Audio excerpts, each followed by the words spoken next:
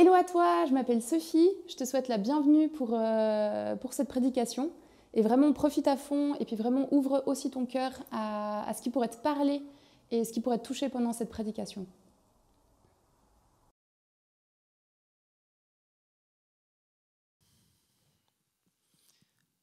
Pour ceux qui sont frustrés, qui auraient voulu louer davantage, prendre plus de temps avec des chants, sachez qu'on va le faire encore après.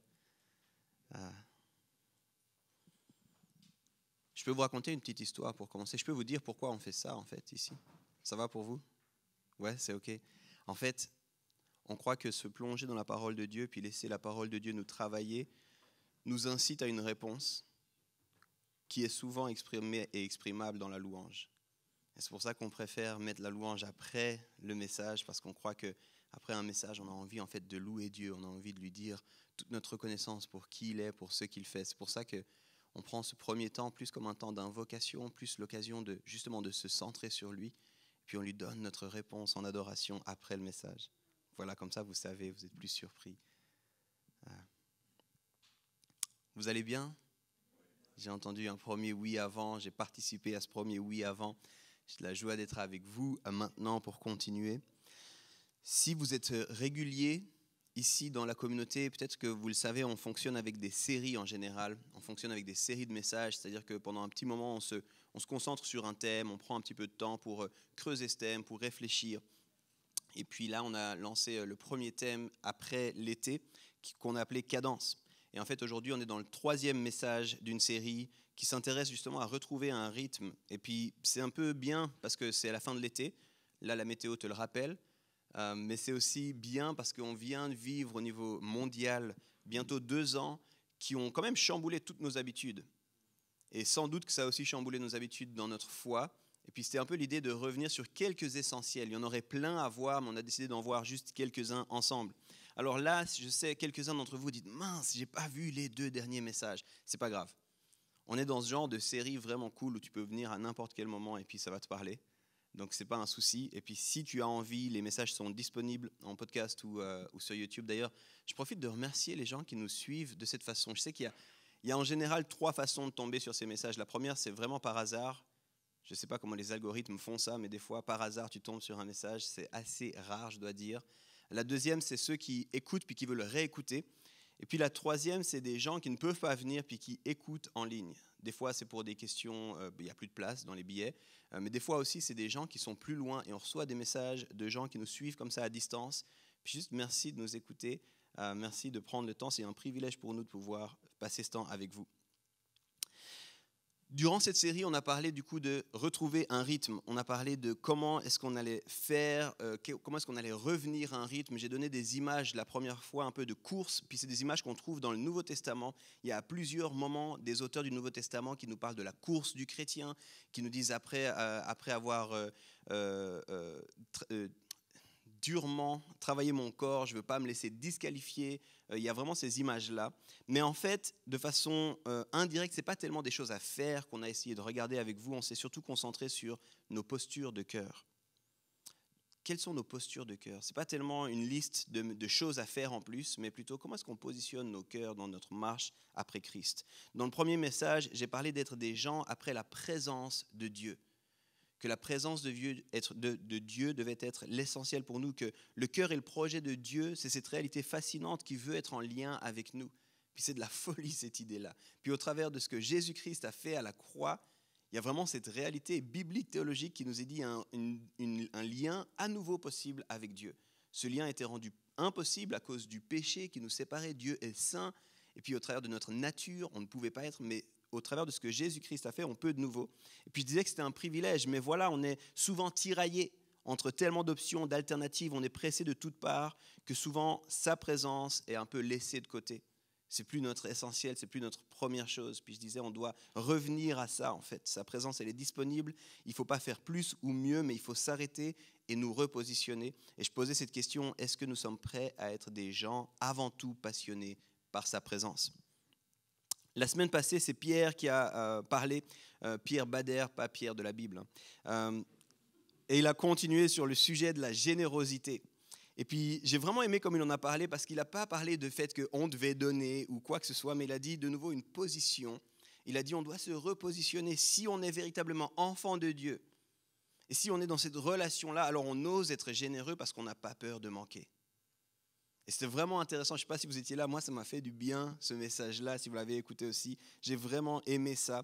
Parce que quand on se repositionne en tant qu'enfant de Dieu, on n'a pas peur de manquer. On n'est pas en train de calculer chaque élément. On peut simplement, dans l'amour et dans la relation, être généreux. Puis c'est des ajustements qu'on a vus qui nous rappellent justement l'entraînement du sportif. Mais aujourd'hui, on va aller de l'avant. Et puis, je pourrais vous poser les questions par rapport à la présence, par rapport à la générosité.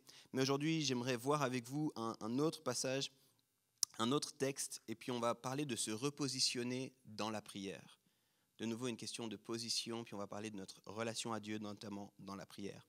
Alors, je ne vais pas afficher le texte parce qu'il est vraiment long, mais je vais le lire calmement, et puis je suis assez convaincu que beaucoup d'entre vous, vous avez une Bible, parce que même sur le téléphone portable, vous pouvez avoir une application avec la Bible. Alors je vous encourage à venir avec moi. Je vais lire une grande portion de la Bible. On va lire presque tout un chapitre. C'est Jean au chapitre 11. Alors je vais vous présenter un tout petit peu le passage pendant que vous cliquez jusqu'à Jean 11. Jean 11, on va voir Jésus, et puis on va voir Jésus dans un contexte où il est proche, où il va aller proche de gens qu'il aime. Il va aller en fait proche de Marthe, Marie, et puis de leur frère Lazare. À ce moment-là, dans le passage, vous allez le voir tout de suite, on a annoncé que Lazare était mort. Et puis il va y avoir deux interactions, on va se concentrer sur ces deux interactions, une avec Marthe, une avec Marie. C'est des personnages qui sont connus. Si vous lisez les évangiles, il y a 4 fois l'histoire de Jésus dans la Bible. C'est ce qu'on appelait les 4 évangiles, les 4 bonnes nouvelles. Et puis en fait, on voit ces personnages 3 fois, très très clairement. Ils ont une histoire entière pour eux.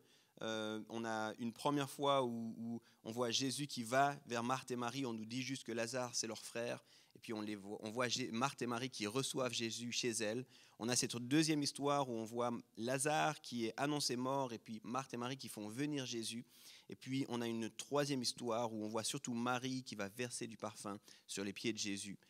Donc trois moments, c'est des personnes qui sont importantes pour le cœur de Jésus. Voilà, vous êtes à Jean 11, soit dans vos Bibles papier, vintage, méga respect, ou alors sur vos téléphones portables. Et on va lire ensemble, on va lire Jean 11, 1 à 7, puis après, pour le propos, je vais aller directement au verset 17, et on va lire jusqu'au verset 35. Alors je commence Jean 11, les versets 1 à 7.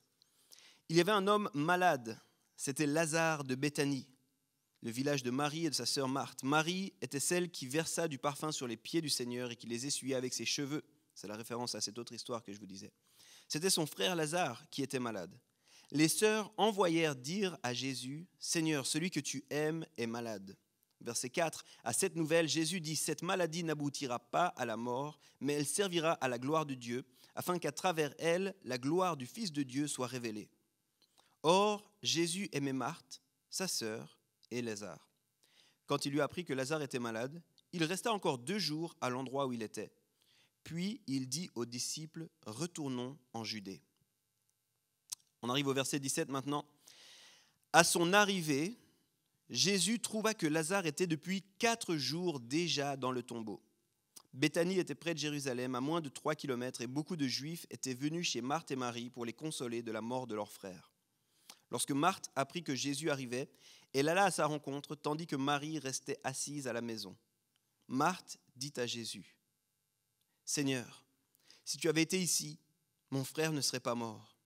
Cependant, même maintenant, je sais que tout ce que tu demanderas à Dieu, Dieu te l'accordera. » Verset 23. Jésus lui dit, « Ton frère ressuscitera. » « Je sais, lui répondit Marthe, qu'il ressuscitera lors de la résurrection, le dernier jour. » Jésus lui dit, « C'est moi qui suis la résurrection et la vie. Celui qui croit en moi vivra même s'il meurt. Et toute personne qui vit et croit en moi ne mourra jamais. Crois-tu cela ?»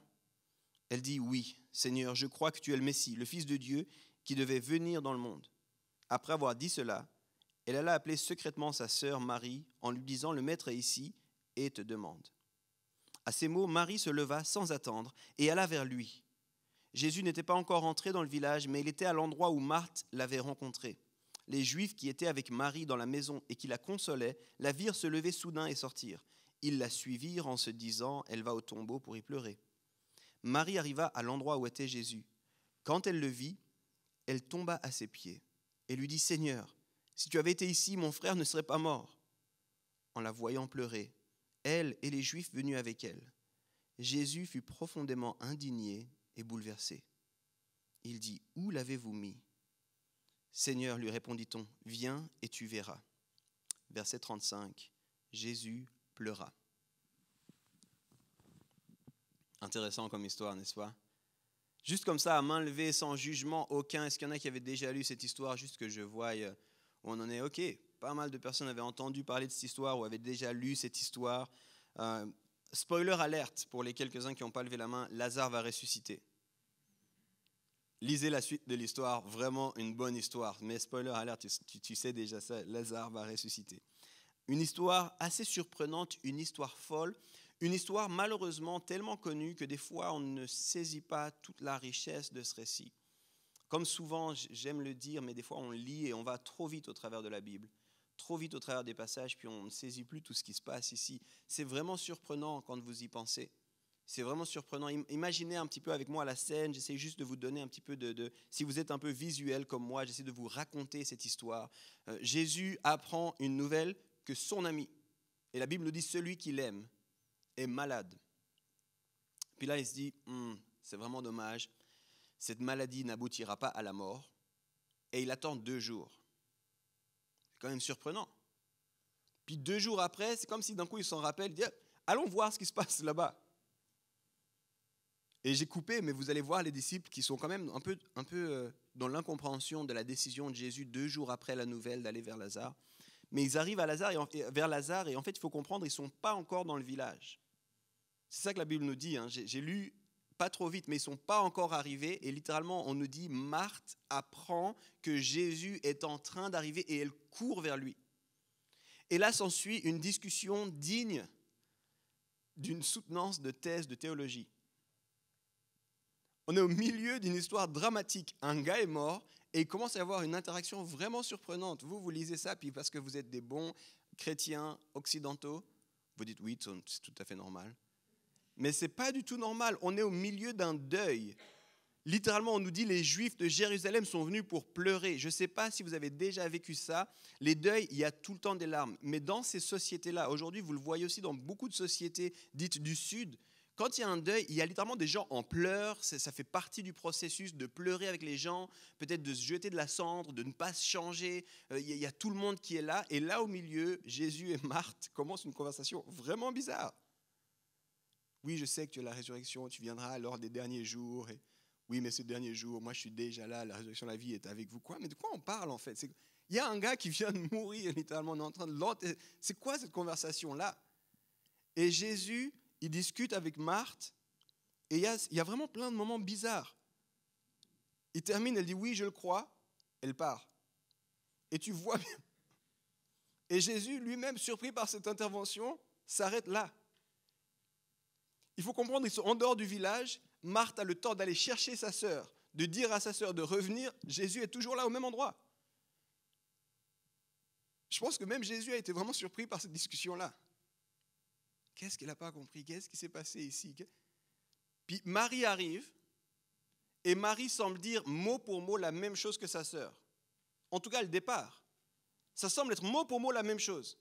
Et subitement, Jésus s'effondre et pleure. Ça devrait vous surprendre, cette histoire-là. Tu n'avais pas écouté quand Marthe te l'a dit que Lazare était mort? Qu'est-ce qui s'est passé? On va regarder un petit peu ça ensemble.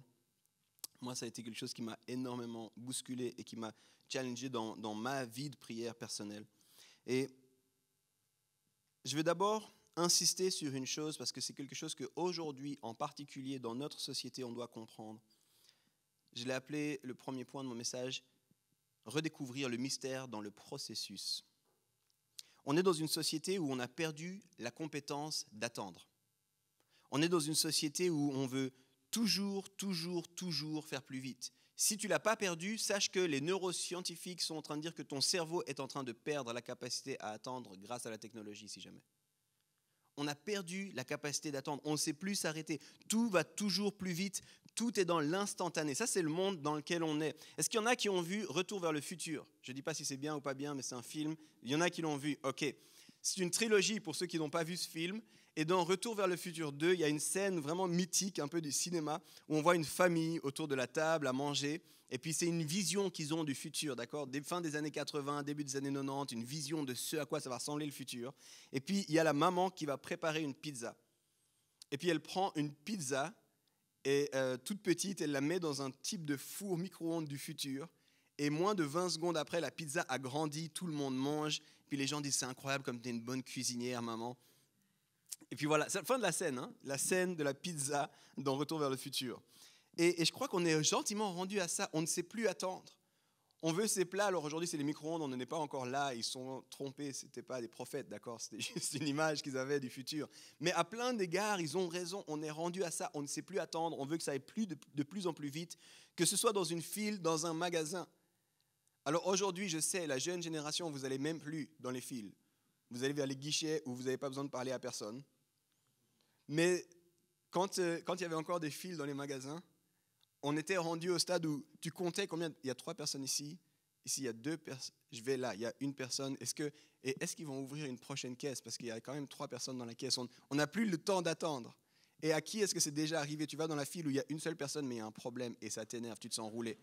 Tu dis, j'aurais dû aller dans l'autre caisse. Il y avait 2 personnes, mais regarde, ils sont déjà partis. Même celui qui est arrivé après moi est déjà parti. Je suis en train d'attendre. Pourquoi ? On ne sait plus attendre. On est rendu à ça. Regarde quand ton ordinateur veut charger une page Internet et que dans un cliquement d'œil, un clignement d'œil, la page n'est pas là, tu commences à dire, mais il se passe un problème avec Internet ? Est-ce que le Wi-Fi est là ? Qu'est-ce qui se passe ?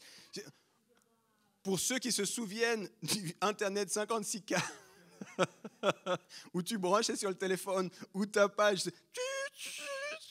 elle arrivait bout par bout. Là, nous, on ne sait plus attendre. Mais qu'est-ce qui se passe ? Je ne sais pas. Mais papa, il y a un problème avec le Wi-Fi. Qu'est-ce qu'il y a ? Est-ce que non ? On est perdu, on ne sait plus attendre. Regarde sur ton téléphone. Ça m'est arrivé 2 fois cette semaine. Je voulais montrer quelque chose à quelqu'un sur mon téléphone. Ça ne marchait pas. J'étais en colère. Je te jure, je ne sais pas ce qui se passe avec mon téléphone.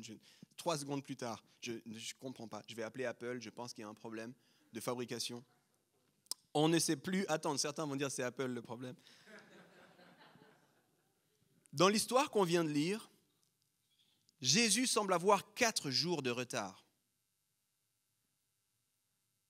Dans l'histoire qu'on a lue, Jésus semble avoir 4 jours de retard. Il a reçu un message WhatsApp l'informant que Lazare n'allait pas bien. Émoticône avec le thermomètre. Ton gars Lazare est malade.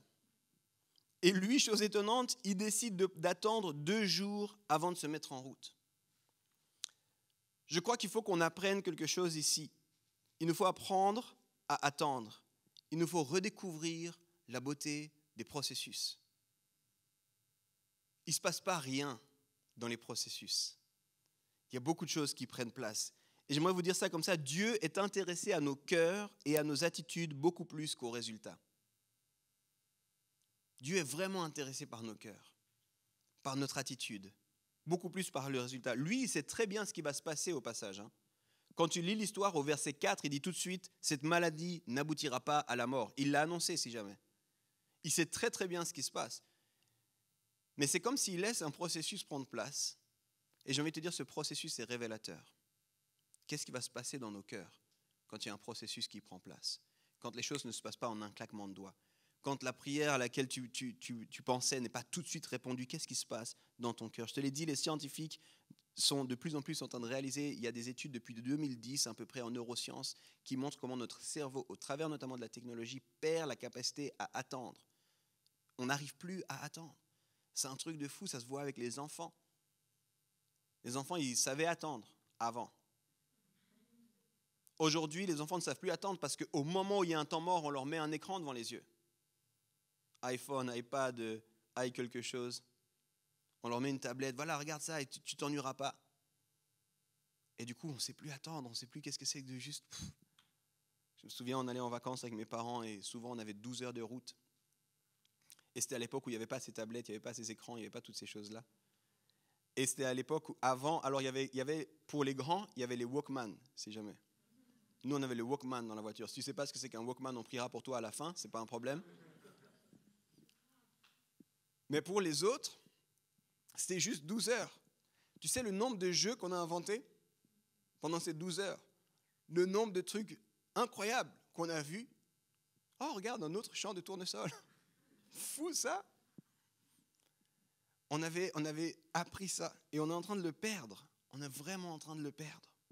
Je crois que quelqu'un doit vraiment entendre ça aujourd'hui. Dieu n'est pas en retard. Même s'il semble être en retard d'après ta vision à toi, tes normes à toi, mais Dieu n'est pas en retard. Tu n'es pas oublié, tu n'es pas sans importance. Il y a un processus qui prend place. Et puis il y a de la beauté dans le mystère du processus. Je crois qu'on doit le découvrir. Thérèse d'Avila est une religieuse espagnole du XIVe siècle. Un personnage vraiment clé, notamment pour tout ce qui est de la branche catholique. C'est une mystique, elle est considérée comme une figure majeure de la spiritualité chrétienne, Thérèse d'Avila. Puis il y a un récit, il y a des biographies. Alors, quand ça date autant, voilà, c'est raconté, on ne sait pas à quel point tout est véridique, véritable ou quoi. Mais c'est vraiment intéressant. Il y a un récit où une fois, elle a failli mourir, puis désespérée, elle aurait crié à Dieu pour l'aide. Et puis en fait, elle aurait dit à Dieu, mais pourquoi tu n'interviens pas et tu ne réponds pas?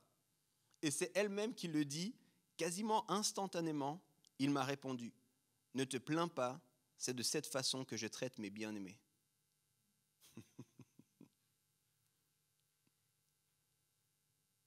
Il y a la suite du dialogue entre eux.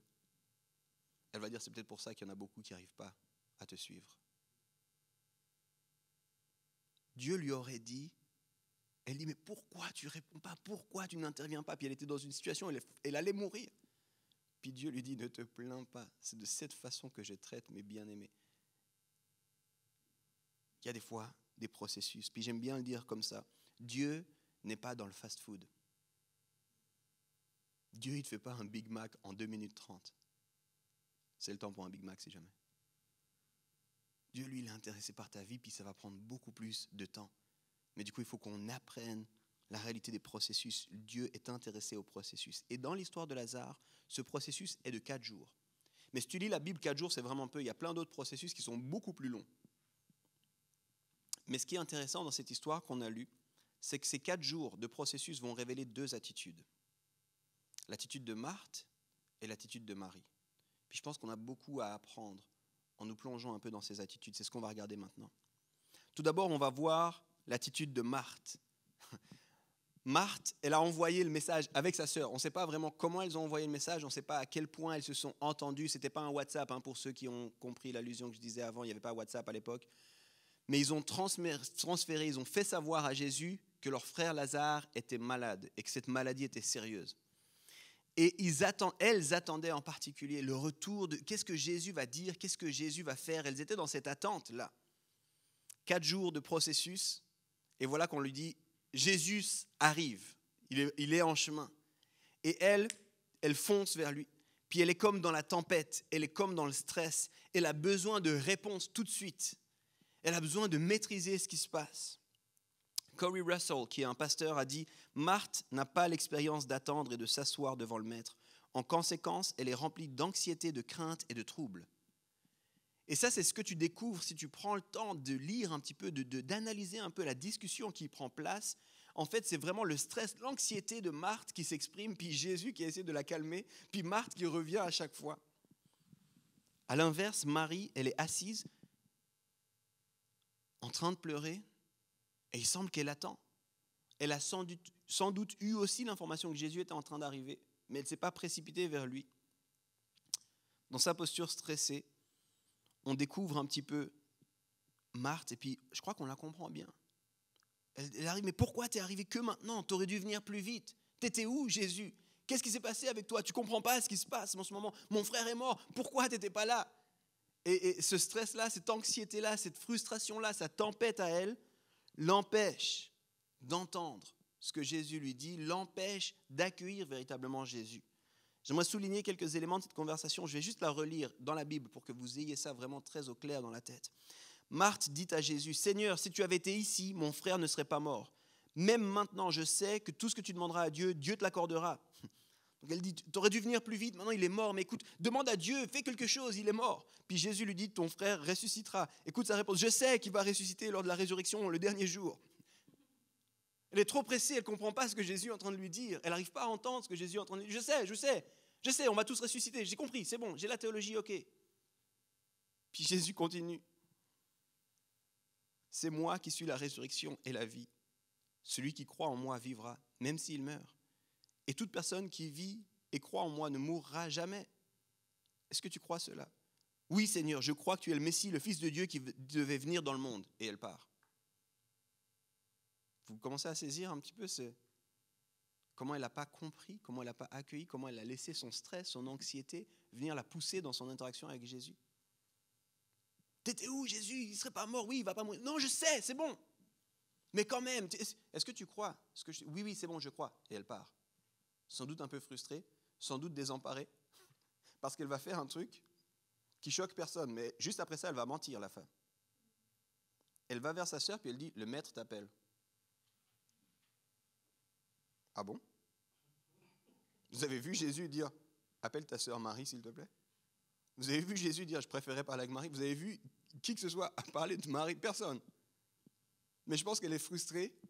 Je pense qu'elle est en colère. Il y a ce stress. Ça, c'est moi qui suppose. Hein. Mais à tout ça, elle ne comprend pas. Elle dit, c'est bon, Marie, vas-y, c'est bon. Il veut te voir, c'est sûr. Au passage, Marthe parle très très bien. Elle a les réponses à tout. Hein. Mais on ne dirait pas que Jésus est vraiment très touché par ça. Elle fonce vers lui. Elle dit à 2 reprises, je sais. Très intéressant, de nouveau, je ne vais pas rentrer dans tous les détails, mais Jésus était aussi appelé rabbi ou maître. Vous ne dites pas à un maître, je sais, à chaque fois qu'il vous parle. Ce n'est pas l'attitude de quelqu'un qui est le disciple et puis qui veut suivre et puis qui veut apprendre. Elle va lui dire 2 fois je sais dans l'interaction, qui n'est pas longue au passage. Elle répond à tout, mais elle passe à côté du message de Jésus. Ton frère ressuscite. Je sais. À la fin, là, l'histoire, ouais. Non, tu ne sais pas, Marthe. Je crois que Marthe ne sait pas s'asseoir au pied de Jésus, elle ne sait pas s'arrêter, elle est pressée et convaincue. Puis je crois que c'est le reflet de très souvent ma vie de prière à moi. Je vais vers Dieu avec mes certitudes, avec mon stress, avec mon anxiété, avec les choses qui... Puis je lui dis ce qu'il devrait faire, parce que je sais moi. Puis quand il ne répond pas tout de suite, ou quand ça ne va pas vraiment, je m'énerve un peu avec lui. Parce qu'il ne comprend pas vraiment, parce que je sais mieux. Maintenant, on va regarder l'interaction avec Marie. Elle semble être quasiment la même au niveau des mots, encore une fois.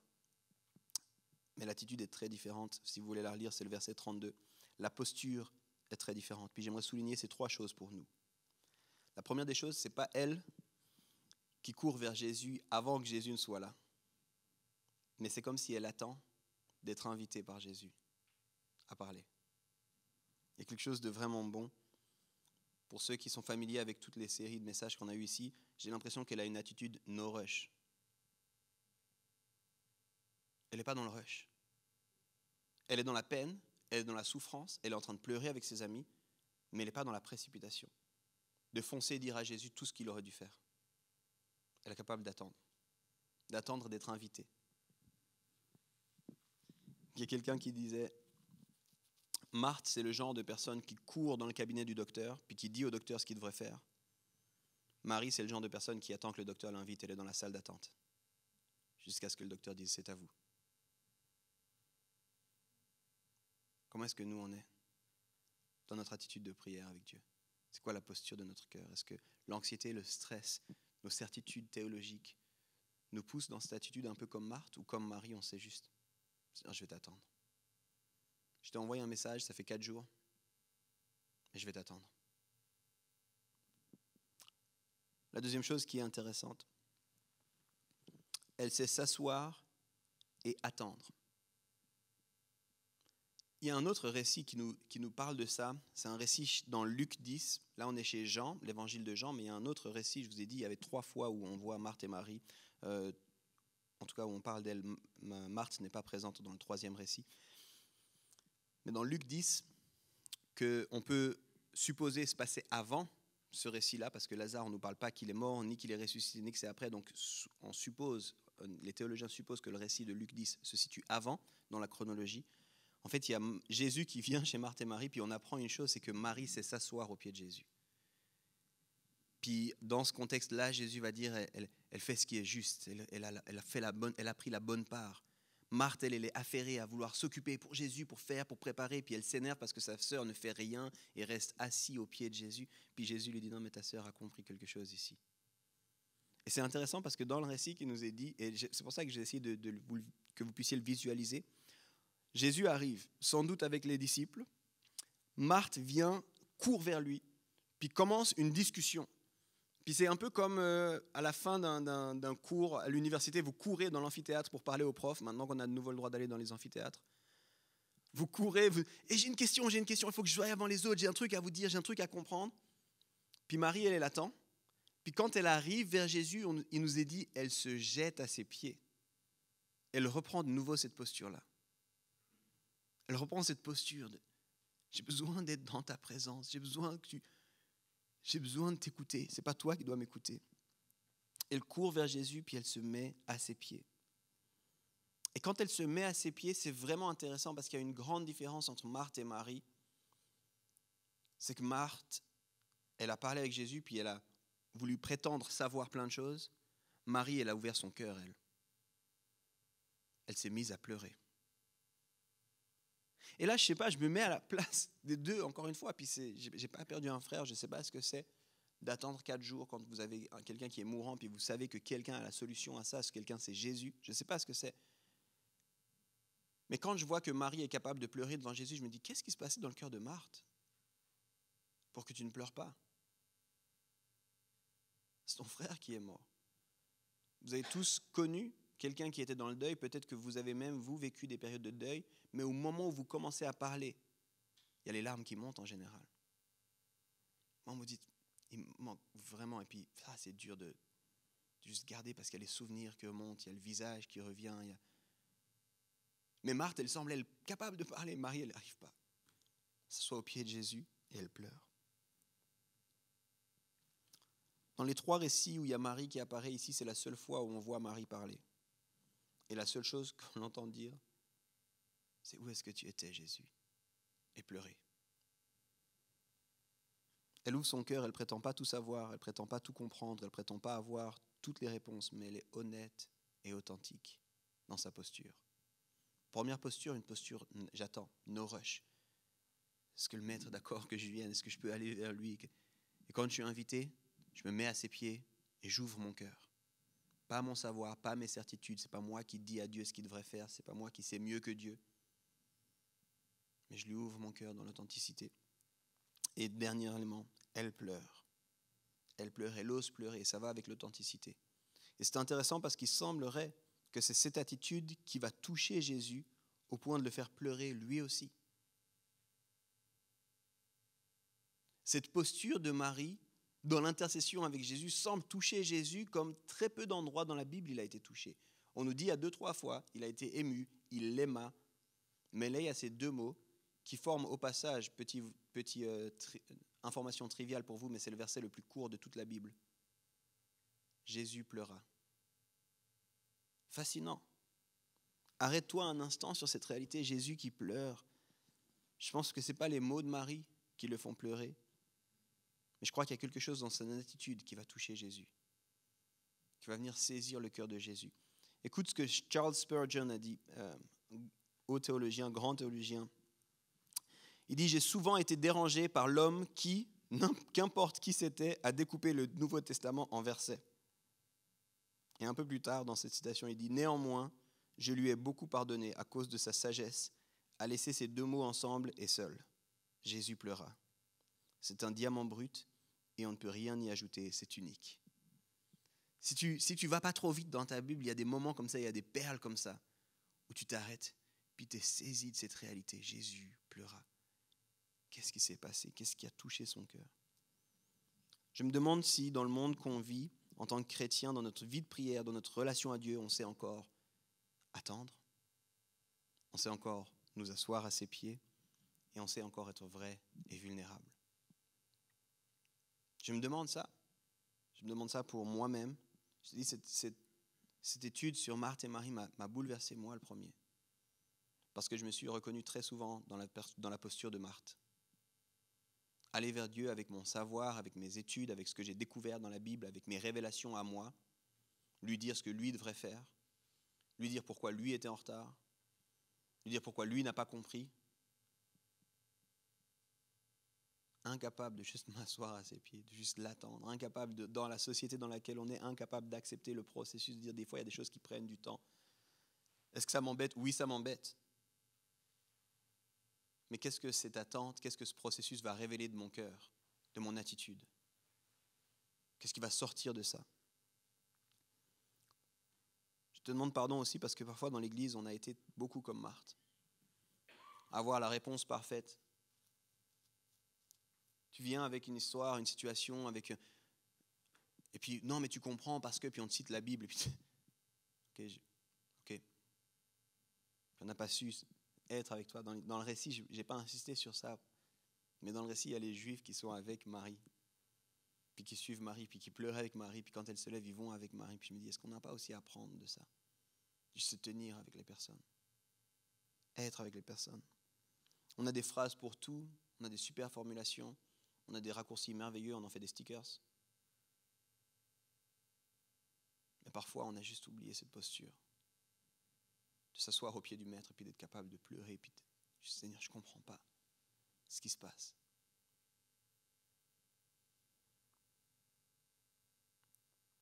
Avec ce message, j'ai à cœur de te challenger dans ta posture à toi. On vient de passer bientôt 2 ans où j'ai vu beaucoup de chrétiens être sûrs de beaucoup de choses, notamment avec cette histoire de Covid. J'ai dû faire des détox de réseaux sociaux là. Parce qu'il y avait trop de monde qui était sûr de trop de choses.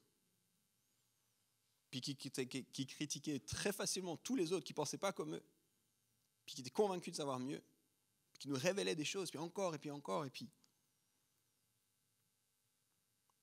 J'ai l'impression qu'on a besoin d'avoir une posture de prière qui revient. Une posture d'intercession avec Dieu qui revient.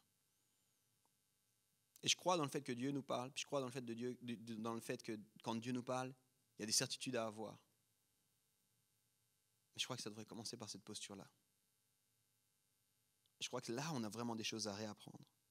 Est-ce qu'on vient vers Dieu avec notre bonne théologie, nos bonnes phrases, mais un sens du « moi je sais et tu dois faire comme moi je veux », l'attitude de Marthe? Ou est-ce qu'on sait venir, comme Marie, prêt à s'asseoir, prêt à l'écouter, prêt à attendre qu'il nous invite, prêt à nous rendre vulnérables, à pleurer devant lui? Tout du long que je préparais ce message, je pensais à un verset dans les psaumes où David dit qu'il pleure dans son oreiller. Puis son oreiller est rempli de ses larmes. Je me dis, il y a peut-être quelque chose qu'on doit réapprendre dans les pleurs.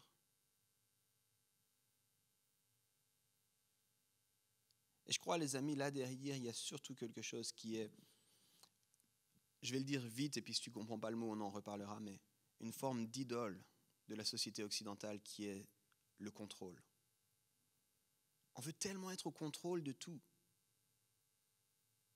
Ça devient une idole, puis au moment où on ne maîtrise pas tout complètement, Dieu a un problème. Parce que moi, je ne suis plus au contrôle. Dieu a fait faux parce que moi, je ne suis plus au contrôle. Je crois que dans ces attitudes-là, dans cette posture, dans notre vie de prière, il y a un lâcher-prise qui doit prendre place. Et c'est ce qu'on voit avec Marie, il me semble.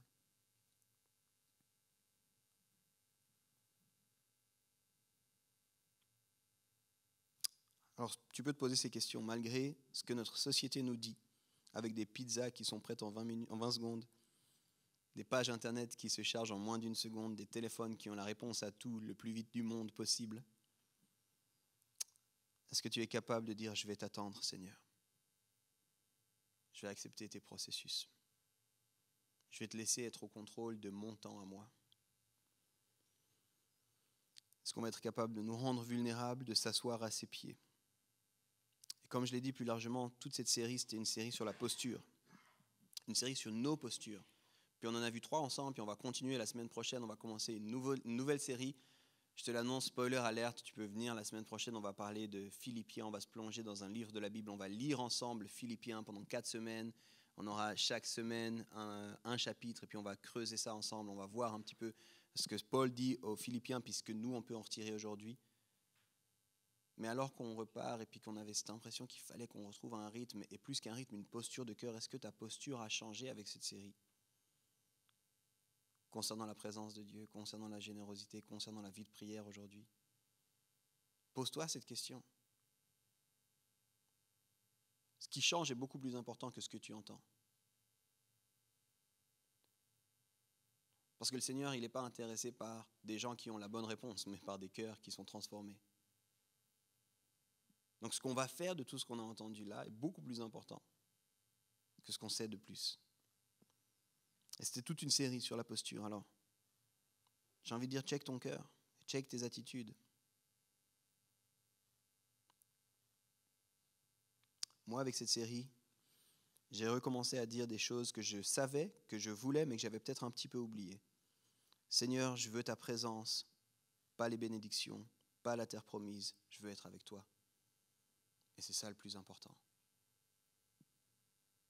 Seigneur, je vais être généreux parce que connecté à toi, je suis conscient que tu veilles sur moi, puis je n'ai pas de raison d'être dans la crainte de manquer. Alors apprends-moi à savoir être généreux, véritablement. Et aujourd'hui, ma prière, c'est Seigneur, apprends-moi à être comme Marie, capable d'attendre, de m'asseoir à tes pieds, puis d'être vulnérable.